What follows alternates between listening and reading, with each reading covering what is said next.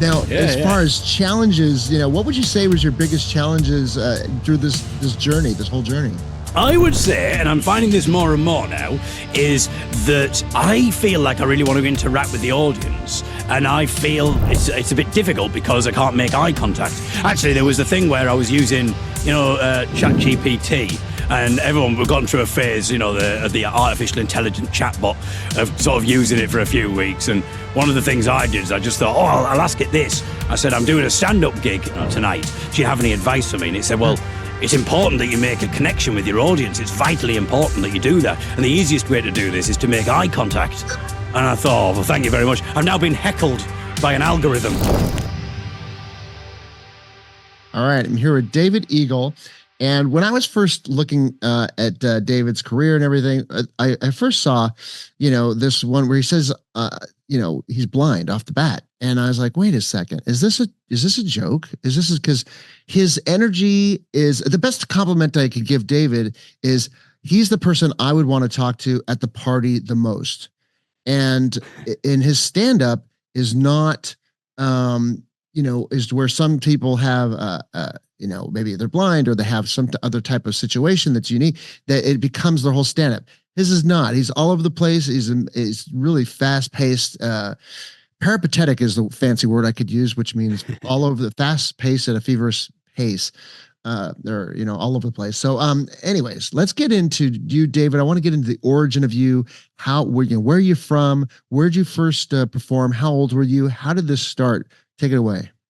Well, I suppose the idea of me performing came sort of by accident. I mean, I did always enjoy performing at school in the various things, but it was very much by accident when me and a couple of friends were in a pub at the age of 17.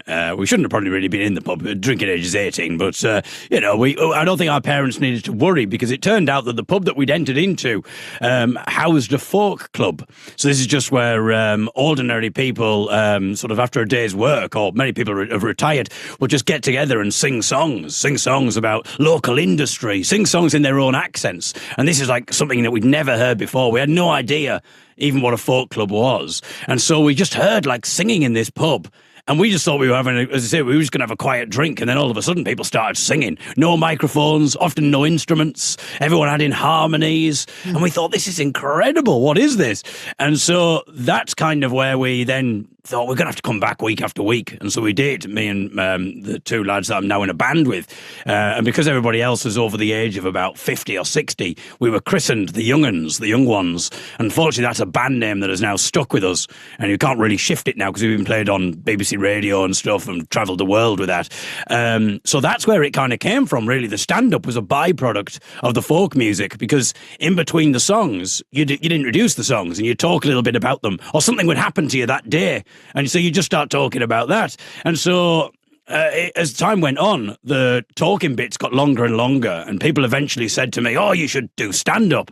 And I don't know if that's because they thought I was particularly funny or if they just thought, if he does stand-up, then when it comes to the folk singing, he'll actually shut up and let the other two sing some songs.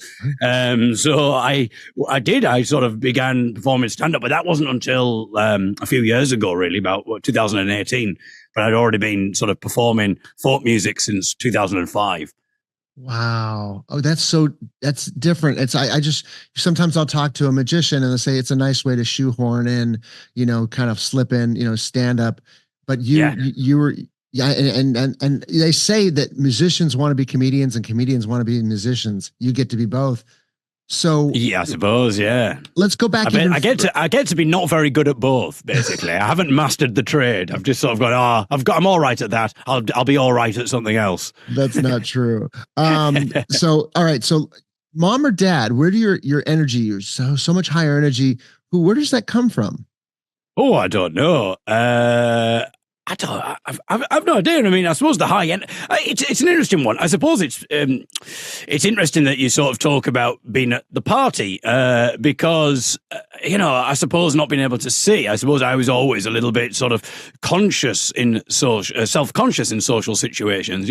Not knowing who's around or anything like that. Not being able to make eye contact. Not be able to rely on the usual hallmark staple things that anyone who can see me would be able to rely on. And so I suppose the way to kind of circumvent that is to be entertaining, is to make people laugh, because I can't tell when someone is amused by me, or I can't tell when someone is interested by me. If I'm saying something fascinating, I can't tell by their eyes or anything like that. So the only time that I can tell whether something is good is when they're laughing. And so therefore, I suppose it probably was a bit of a social shortcut. It was kind of like, well, make them laugh. They make a noise. That they've enjoyed what you've done. So that's, I suppose, probably where that came from. And then the high energy. I mean, I don't know. Maybe that partly comes out of nervousness. There's a bit of nervous energy in there. There's a bit of kind of being all over the place and not knowing what's going on. My brain works very fast. I don't feel very methodical at being able to just have an idea and speak, and so I'm all over the place there. So, yeah, I'm not entirely sure where all that comes from, really. It's fantastic, though, because you've hit comedy gold with this, because the phoneticness of you is it's outstanding. Now is your writing process, is it just because through time, we're performing as a band and say, oh, that joke went off and that's going to collect that one and that joke? How did you have a writing process, or is it all memorization and just collection of all your, how does that work?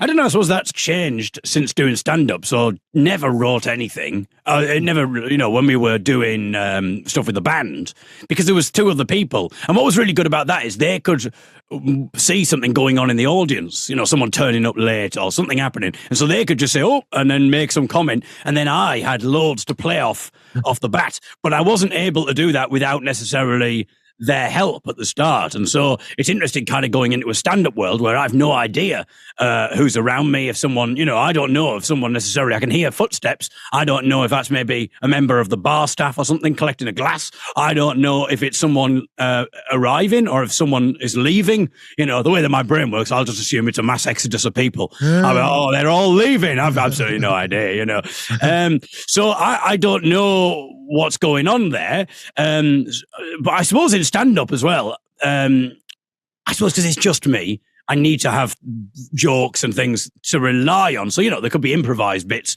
but I need to have bits where I know that I can say this and within 10 seconds, that should get a laugh,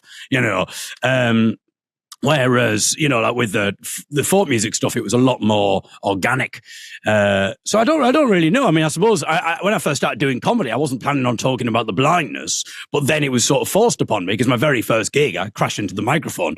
I mean, you can't just crash into the microphone and then go, anyway, and then just talk about something, go on a completely surreal tangent to kind of like, can you imagine what would happen if a hedgehog was the president of the, I mean, I would never do anything like that anyway, but I can't just do something completely different because everyone's going, why is he just crashed into the microphone? Is that part of an act? Is he playing a blind person? Or, is this some kind of... So you have to sort of talk about that. Well, then inevitably, if something like that happens, you make a joke about being blind, then they'll laugh at that, and then you'll say something else off the back of that, and then they'll laugh at that. And before you know it, you've started writing in real time a sort of a script about being blind, and then people are laughing about that. So you kind of go, well, that's clearly working. So then you think, oh, I'll use that again. And then you start writing some more. And so before you know it, you never intended to talk about being blind, but that's all you kind of end up talking about some gigs.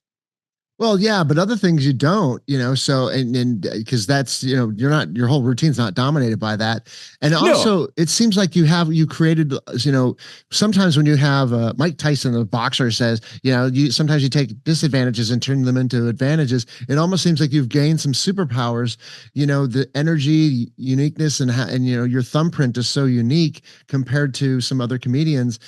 So your journey as far as, the writing aspect, do you, when you have good jokes on stage, do you go back and put them in a computer? Or I always record the gigs. So I always record the gigs. One thing I've got a slight problem with is I don't know whether, like, sometimes you write something out long form. Other times I'll just like bullet point and go, that's kind of the punchline. Yeah. And then you've got the problem of like, I don't know how you want to kind of make. The problem is, like, you've got bits that are scripted, then you've got bits that are improvised. And then one of the tricks is kind of like how to kind of, do you want people to think that the stuff that's scripted is improvised, or do you want them? So it's kind of almost then getting that voice right, I suppose, as well, of like how to deliver stuff. And like, do I learn it word for word almost? Or do I, So you still kind of, I'm still finding that I'm discovering all of that really, of how to do it. But yeah, I suppose I do have sort of jokes that sort of come off the back of it. And actually, it's quite an interesting sort of thing of writing, because generally what happens is one idea will then spark another idea. And what tends to happen is people will laugh at things that you didn't expect them to laugh at. And then you go, oh, well, that wasn't meant to be funny, but people laugh at that all the time. So that now becomes a bit of a joke. And so, you know, a turn of phrase might just make people laugh. And sometimes you actually think, oh, this is a brilliant idea. This is a great joke. And then they don't laugh at the punchline, but they laugh on all the bits leading up to the punchline. Mm-hmm. And you go, oh, well, I mean, it's good, but now I've got to think of another punchline. Or sometimes you tell a story and they laugh at all the little incidental details. And then you get to the funny bit and they don't really go for it, because they probably go, oh, you've made that bit up. And so then you have to kind of almost dilute the reality in order for it to be more credible. That's sometimes a bit of a problem. Sometimes I feel that you can kind of say something, a true story, but then the audience sometimes are incredulous and kind of go, you've clearly made that one up, David. And you're like, I haven't, but so yeah. That's fantastic. So in 2018, when you started doing stand-up, how often did you start, I know you were doing musical gigs, but how often did you start doing just stand-up gigs slowly? Well, I started so I threw myself in very much at the deep end, primarily because I didn't realize that there was a nice open mic circuit that, fledgling comedians will go to with sometimes supportive audiences, but certainly around other comedians. And these would often be in pubs. But I didn't realize this. I knew about these things called gong shows, which are very gladiatorial affairs where basically audience members are given red cards and they go and often these things happen there's one that happens after midnight and the audience are completely drunk and they're kind of then encouraged. They're given red cards and they're encouraged to heckle these comedians, these new comedians off the stage. If they don't like them, then they've got to shout their disapproval and hold up red cards, It's quite weird for me because this is the first gig that I did. Actually, my first foray at stand-up was 2014, and I did one gig, and the reason for that will become apparent in the next 30 seconds. And that's because I went on stage, and I'm used to in a folk capacity. People know who we are, so I would tell a story, and people go, "Oh, this is probably going to be funny because we've heard David tell a story before," and also people have come for a folk gig, so the comedy is an ancillary part of it. The comedy is not the main thing. So if I say, "Oh, this thing happened," the audience don't need a joke every 10 seconds because they know there's going to be a funny story at the end of it. Well, that's not the case at a gig where the audience have been encouraged. They're drunk. They don't know who you are. And they've been encouraged to hold up a red card if you haven't made them laugh in 10 seconds. So I remember going on stage and saying, right, I'm going to tell you this story about this. And I started talking and they were like, oh, well, you've not made us laugh yet. So 10 seconds is gone. And so I was the first person on. So I had no kind of idea of how this is. Now, I don't know what our policy, this story may not make it depending on your policy regarding language. But basically, you say what the fuck you want. Go right ahead. Well, basically, I was about 20 seconds in and I heard this voice just go, wanker. And I thought, oh my goodness, this is, so I didn't then know whether to deal with that heckle or whether to just plow on with what I was planning on talking about. But unfortunately, because I was not used to this. You didn't get this in the folk crowd. You didn't get this, so I didn't know what to do. So while my brain was going, do I plow on with the story or do I respond to this? But what my mouth was actually doing was just going, because I wasn't able to think on the spur of the moment, and I was really sort of ruffled. So I just thought, no, just plow on. So after making a series of strange Bill and Ben type noises, I then moved on with the rest of it. 20 seconds later, I heard someone shout, 2 cards. Oh, and I realized that it was the MC shouting out 1 card the first time, but he just shouted it really quickly, 1 card. But I just heard wanker.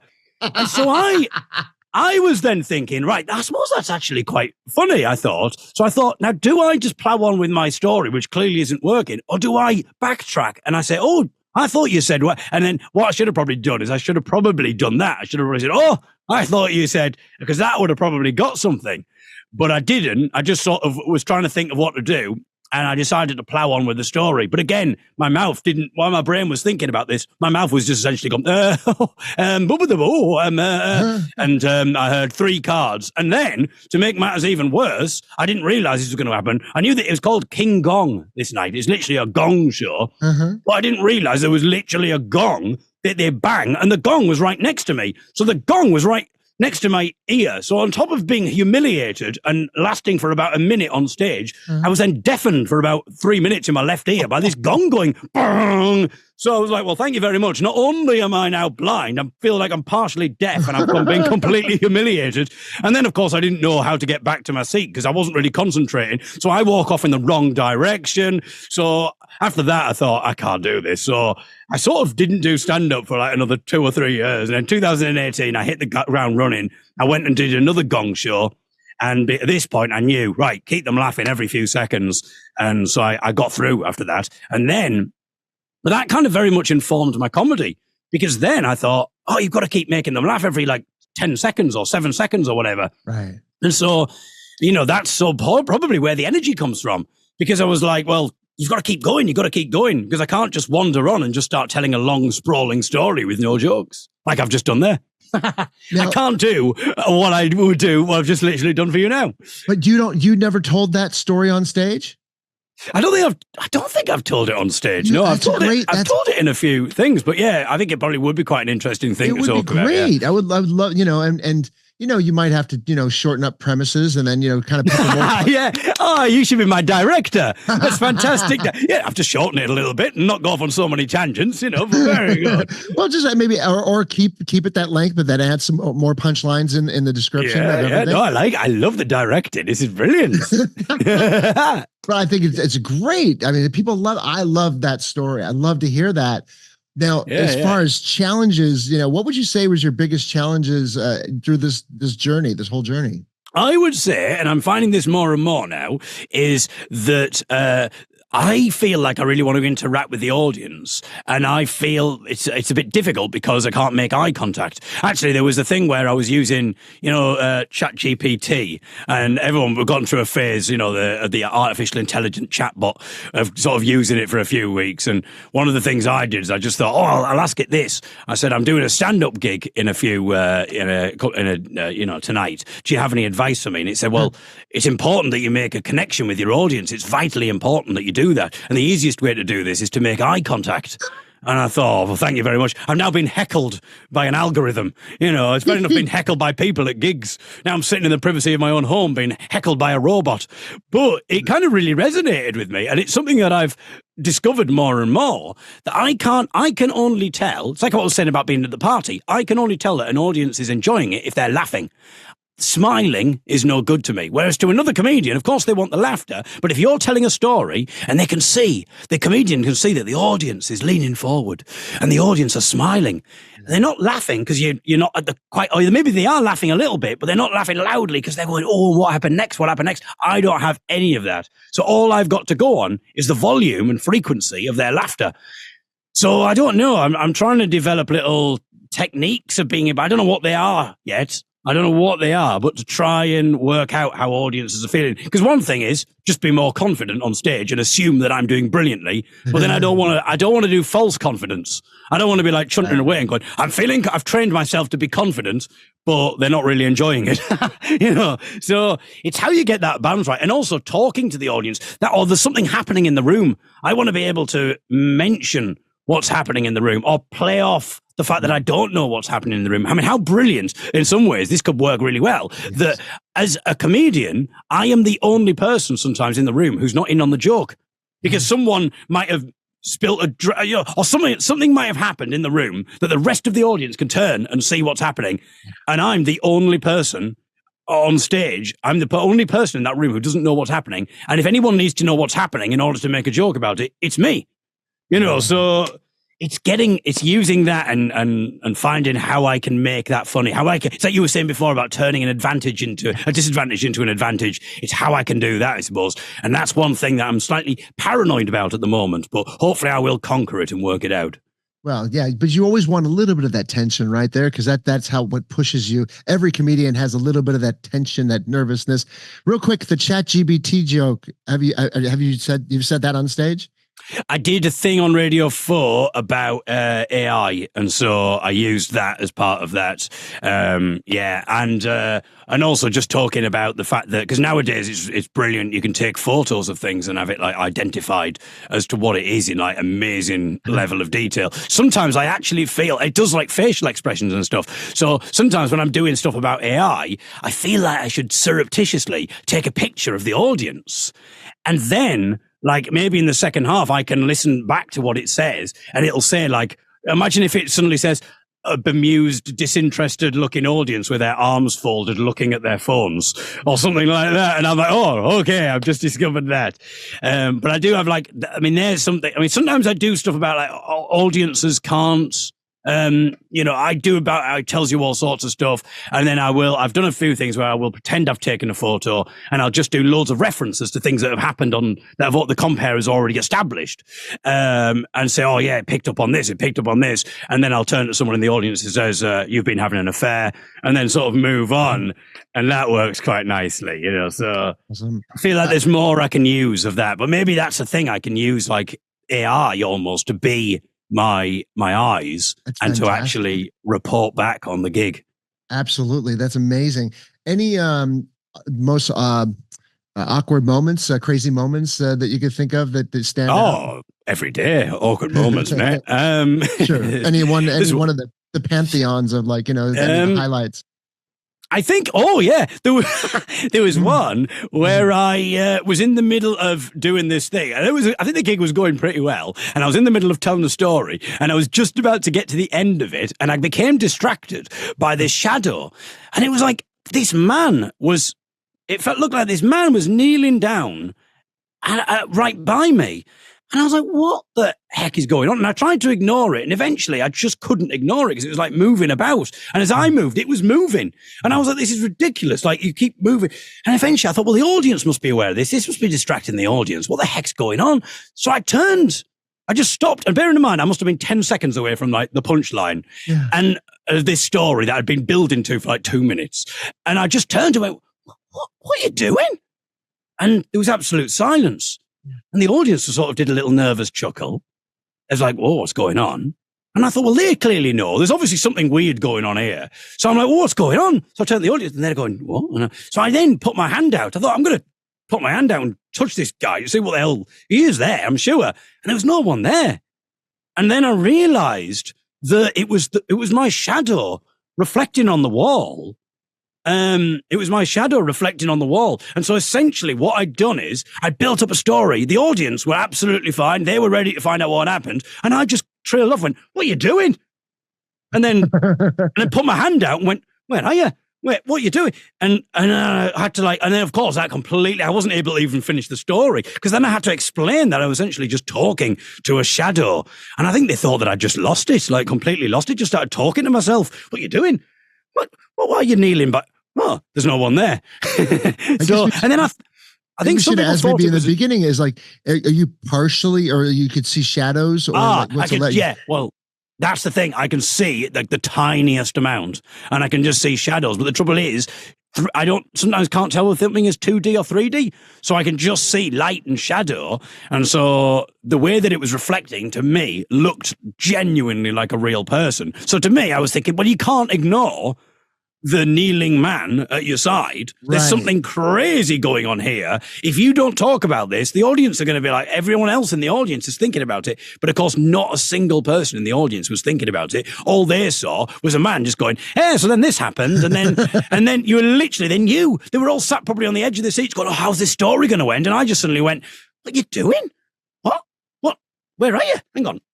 Oh, there's no one there. Did you discover it on stage, or did everybody say, "Oh, yeah"? I discovered it on stage, and then I had to sort of backtrack. And I think I managed to make it funny in the end. But I thought it was but yeah, just kind of like, well, in some ways, the whole gig had been built into a story, and I completely derailed my entire gig because of this shadow. And I don't even think I was able to finish the story, because I think like I just went on about this for 2 minutes, and then it was like, oh well, I've got to go. And I think I might have tried to do the end of the story, but by that point, all the momentum that I built up for the entire gig had like just completely gone.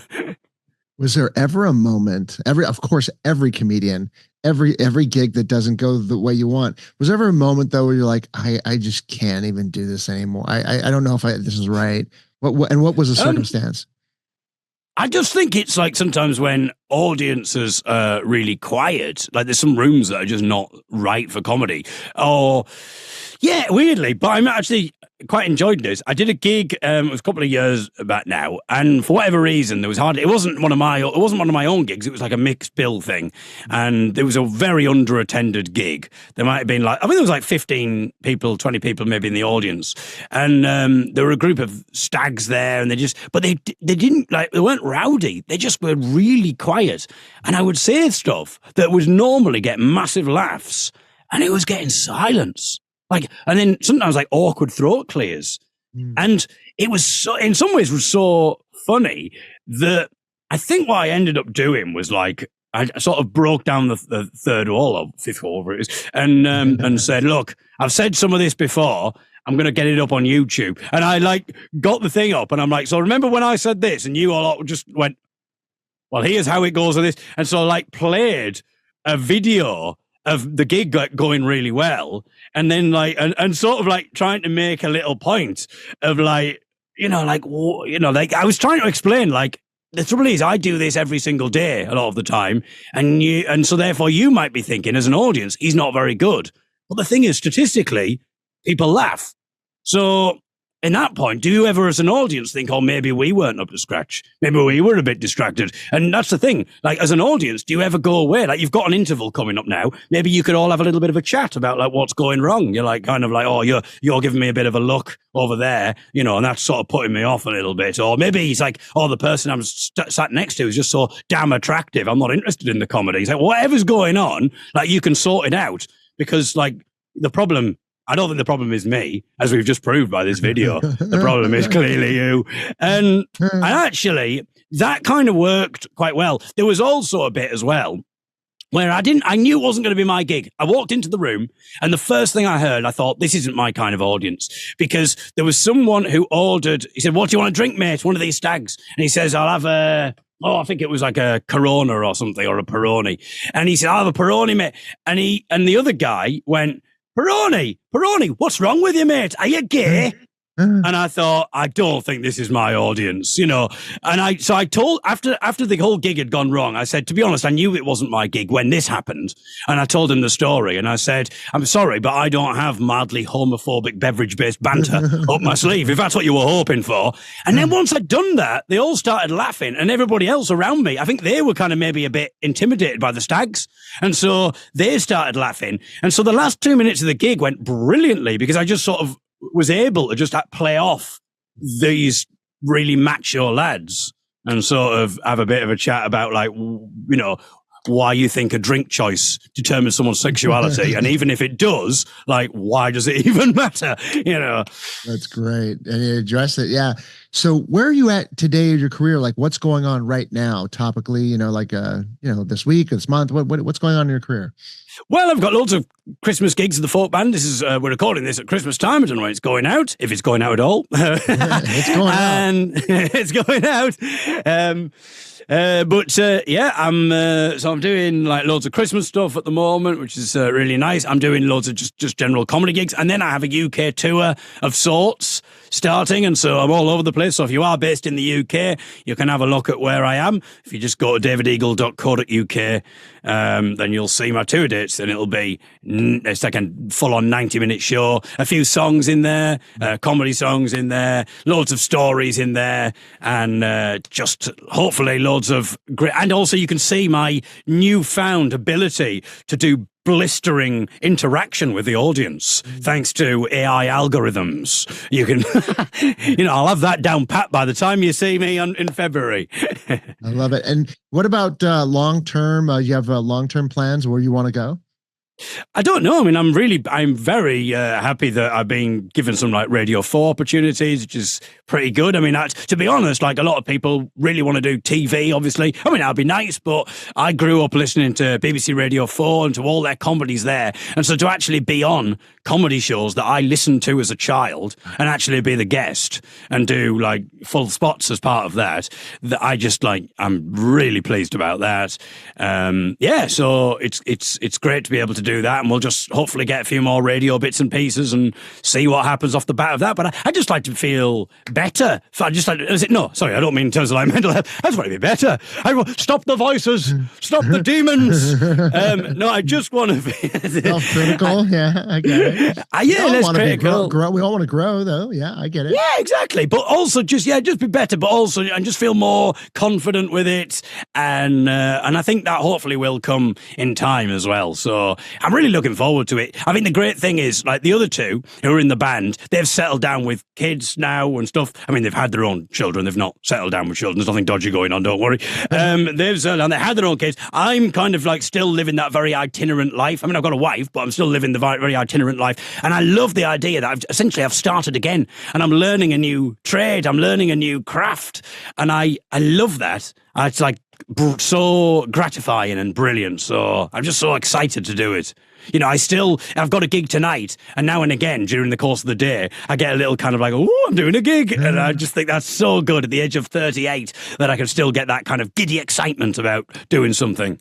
Oh, now, obviously, I'm on the Michael Stein Show. Of course. That's what I was thinking about today. He looks like he's 28. You must be doing I've got a beard right as well at the moment. Yeah, well, that's another thing that I think. Sometimes, because I don't know, like, comedians talk about what you wear on stage, like, as informing your comedy or what you look like. And I don't know this. I almost feel like I should take a photo of me for each gig and see if it has any bearing on the quality of the gig. Because at the moment, I've got a beard. So that probably makes me look a bit older. So then I go, do people, maybe it makes no difference at all, but I kind of go, do people generally find me funnier without a beard or with a beard if I'm wearing a shirt or a jumper? Am I wearing, if I'm wearing no clothes at all? I don't know if that makes any difference, but I suppose you could argue that none of that really matters. Just be funny. Just be funny. You know what? I'll comment on that, because I always talk about comedians look. You have a very good comedian look. You have your slant. But it doesn't matter because there's so many different types, but this is me. Because you see you see a picture of somebody and so you're slender. You look youthful, and your haircut. You look, you just have a very interesting your cheekbones and all that, and it matches your energy. It's fast energy. So I think your look is working in the sweaters and also the accordion too. The accordion's such a funny instrument too. So I think it all works. Oh, well, thank you very much. What I've loved about this interview is it has turned into, at times, like you're the director, which I honestly think is brilliant, because a lot of people would never do that. And I think it gives this whole new insight. I feel like I've learned a lot from this interview. I'll have to commission you to do some directing. Do you do, like, directing of stuff? No, I'm just a bleeding American who likes to give their opinion about it. Yeah, it's brilliant. Oh, thank you so much. Now, David Eagle, is Eagle your real last name? It is, yeah. What a great name. It's such a strong name. That's awesome. Oh, yeah. I mean, an MC said, when you think of Eagle, you think of many things. And he listed various things. And he said, eagle-eyed. Please welcome David Eagle. And I said, it's a bit rich, a bit much for a compare to introduce you. I said, eagle-eyed when you're blind. He's eagle-eyed. But yeah. Perfect. I really enjoyed talking to you. Tell everybody how they could find out more about you. Yeah, just use the search engine of your choice and type David Eagle in there, and providing you haven't picked some terrible search engine that doesn't bring anything up, it should say David, should bring me up, and or just go to davideagle.co.uk, and you can find out where I'm touring. I do have a very unattended, unloved podcast at the moment that I did a Christmas episode last year and said, we'll do this, and then next year I shall launch a new series of podcasts, and realise that the year has now ended and haven't done a single podcast. But having said that, there's probably about 300 or 400 episodes that you can listen to, so that's more than enough for people. That's the David Eagle podcast, or you can just follow me on social media at the David Eagle. Please look up his content. He's a party, and you're really enjoyable, and I really enjoyed it. And thank you so much for sharing everything. I really appreciate it. I don't take it for granted. Hey, thanks so much, Michael. Thanks for joining us. Gear up for your next adventure and head over to bolator.com to check out the amazing Bolo Pack and their other innovative outdoor gear. Catch you next time.